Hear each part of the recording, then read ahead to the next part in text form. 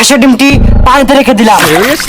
দ্বিতীয় আমরা কক মুরগা ডিম মাটির তলায় রেখে দিলাম। তৃতীয় আমরা দেশি মুরগির ডিমটি বালুর তলায় রেখে দিলাম।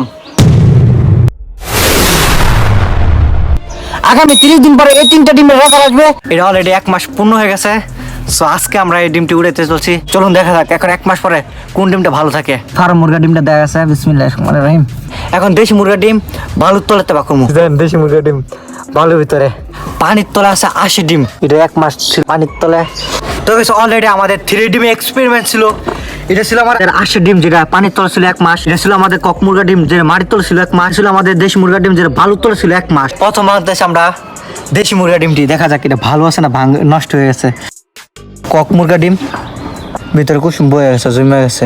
এটা ছিল আমাদের 80 ডিম। একটা ডিম তো ভালো থাকা দরকার, 1 মাসে ডিম কি নষ্ট হয়ে যায় গাইস? 80 ডিমের ভিতরে কোনো কিছু নাই। এটা ছিল আমাদের 80 ডিম, একদম পারফেক্ট আছে, কোনো গন্ধ নাই, কোনো কিছু নাই। এটা হচ্ছে আমাদের কক মুরগা ডিম যেটা হালকা পাতলা একটু নষ্ট হয়ে গেছে, বোঝা যায়। আজ সবচেয়ে নিকৃষ্ট সবচেয়ে বাজে হয়েছে সেটা হচ্ছে আমাদের দেশি মুরগা ডিমটা একবারে নষ্ট হয়ে গেছে, বাজে হয়ে গেছে, দেখতে ঘিন করতেছে। ভিডিওতে লাইক করতে গেলাম বললেন না, আর সাবস্ক্রাইব তাড়াতাড়ি করেন ভাই। 10,000 সাবস্ক্রাইব অতি শীঘ্রই আমরা করতে চলছি।